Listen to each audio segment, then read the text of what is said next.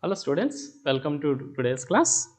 In this class, we are going to discuss about the dividend discount model, one of the most important model that is being followed by the various industry experts for valuing the equity.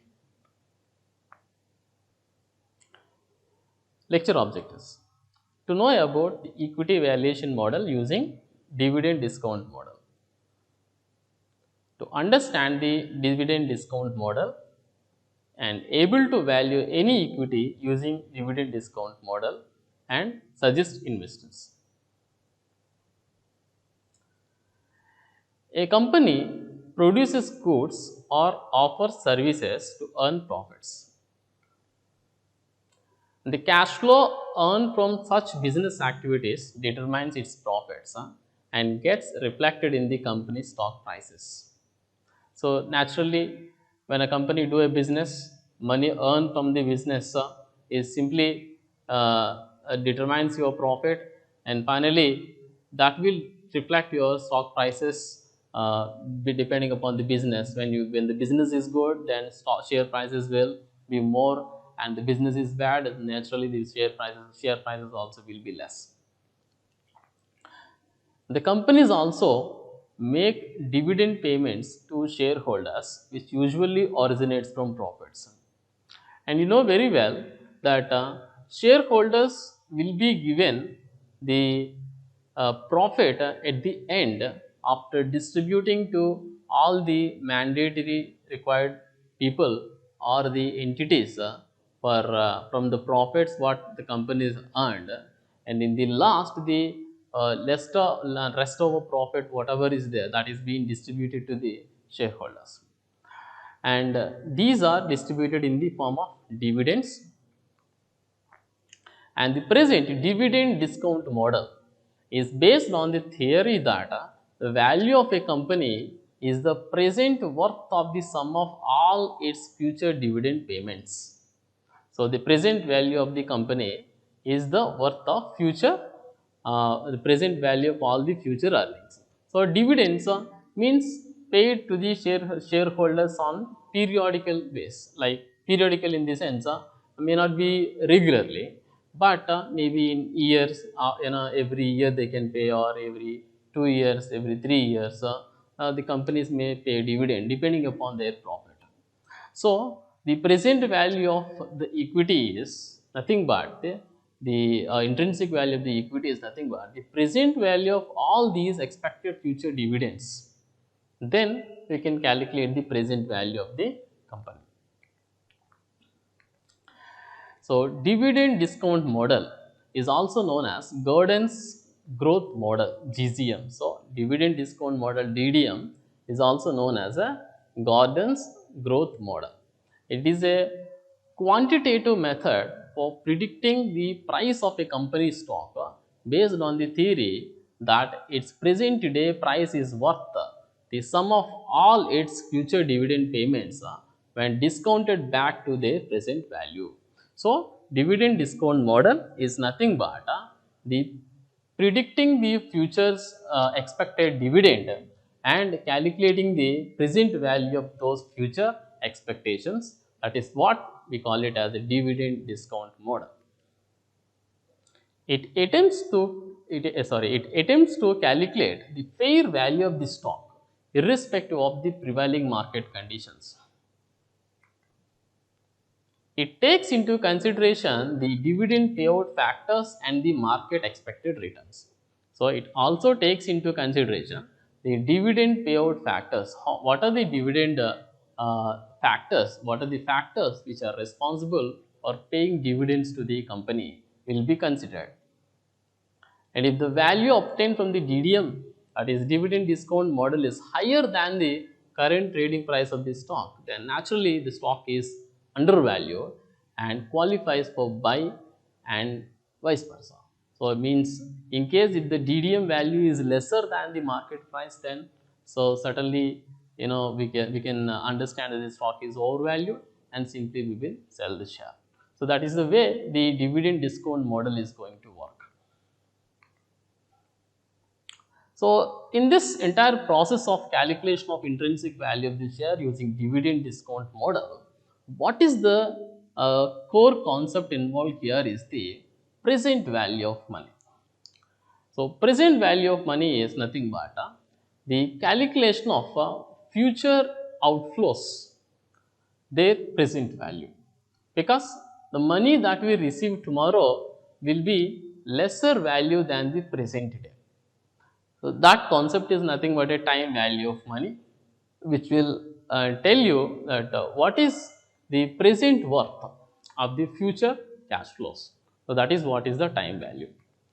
So, now discounting factor. So, every time whenever you apply the concept of time value, you need to discount the future values to calculate the present. So, to what rate that you discount your future value is nothing but a discounting factor. So, generally this discounting factor is also said to be as the firm's expected rate of return. Okay, and this factor is again to be discussed here. The shareholders who invest their money in the stock with the risk due to variability of price. So, naturally, whenever you are investing your money in equity, so certainly you need to face certain risk, because we don't know whether the stock is going to perform in the future very good or not.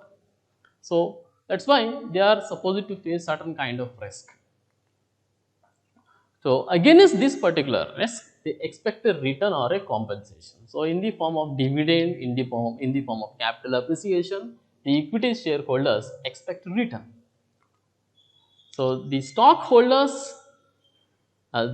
investors act as money lenders to the firm and expect a certain rate of return. And this expected rate of return is the firm's cost of equity, because you are opting for this equity capital, where the equity capital holders are having certain expectations, which is why it is called as a firm's cost of equity, because you need to satisfy the equity shareholders at that particular cost. Okay, that is what expected rate of return.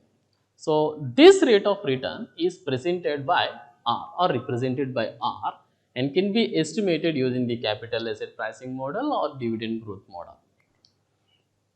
And this rate of return can be realized only when the investor sells his shares and is considered as discounting factor in the valuation. So, finally, at what rate that the price is being realized, that rate is nothing but the R. So, this value is nothing but a discounting factor. So, this factor is different from company to company and investor to investor, because the expectations on the company from investor to investor is different. Again, so this value is again one of the fundamental thing. Based on that, we can value the different values of the different dividends issued by the company to calculate the value. Now, let us see the dividend discount model formula. Based on the expected dividend per share and the net discounting factor, the formula for valuing a stock using the dividend discount model is mathematically indicated as EDPS divided by CCE minus DCR. So, EDPS is nothing but expected dividend per share. R represented as the cost of capital, CCE, and DCR means dividend growth rate, which is indicated by G. So, since dividends and its growth rate are key inputs to this particular formula, DDM is believed to be applied only on companies that pay dividends on regular way. However, it can still be applied to stocks which do not pay dividends also, making assumptions about that particular at what dividend that they would pay would have already paid otherwise. So, based on these assumptions also, we can calculate the value of the companies which are not paying the dividends regularly as well. Now, let us see a small example for the calculation of a company share based on the dividend discount model. Assume a company X paid a dividend of rupees or dollars 1.8 per share this particular year. The company expects dividends to grow in perpetuity at 5% per year. So means dividends will increase every year 5% per year. Now the company's cost of equity capital is 7% already, or is given. The expected rate of return by the equity shareholders are already given, that is 7%. Now how do we calculate the value of this company? So 1.8 rupees mean dollar is the dividend for this particular year. Present year dividend is $1.8, and it needs to be adjusted to the growth rate to find the D1, because what is the growth rate? 5% per year. Year on year it is increasing 5%. So to calculate D1, so you need to appreciate the present or first year dividend to a rate of 5% to calculate D1. How do we calculate? D0 multiplied by 1 plus G. So it gives you $1.89 per year. So that's what the D1 for the company. In the same way, you calculate the DDM.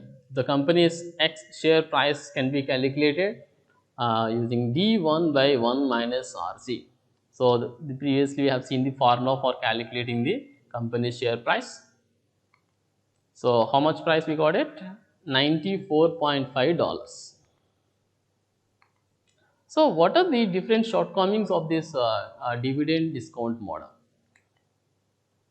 Though the model is widely used, it has two main shortcomings. First thing is, the model assumes a constant dividend growth rate in perpetuity. But generally, constant growth rate for companies is not possible, because the company's profits are dependent upon the sales, which are uncertain. So sometimes company may generate steady sales, sometimes they may not generate steady sales. So profits also sometimes it can be steady and sometimes may not be steady. So may not be in a position to pay regular dividends to the shareholders, but that is what a assumption here while calculating the DDM. So that's why it is one of the main shortcomings for the DDM way of calculating the share price. And then second issue is that the output is very sensitive to inputs. So it's very sensitive. So when even the inputs like discounting factor or so dividend payment for the first year. So like this, if these inputs are changed even with a little extent, there is a subsequent change in the value of the equity share. So that's also another important shortcoming. Now, where do we apply this DDM? How do we apply? The market price of the share is less than the DDM calculated value. It suggests that in market, the particular share is available at a lower cost than the DDM estimated value. So dividend discount model estimated the value of a particular company, which is very higher than the actual market value that is available in the market. So it gives us a good impression to buy the share because it is undervalued. At the same time, if the market price of the share is higher than the DDM calculated value, then it suggests a sell for the investors. Now let's conclude the topic. For equity share valuation, dividend discount model helps the investors whether to buy the shares or sell the shares based on the expected dividends and expected rate of return. Let's have a small quiz on this. Dividend discount model is also known as, yes, Gordon growth model. The formula for DDM is D by RG, R by D minus G, G by R minus D, or none of the above. Yes, A, D by R minus G. If the calculated value is higher than the market price, then we can recommend the stocks to whether buy or sell. Yes, exactly, it is buy because it is undervalued. That's all. Thank you for participating in this lecture.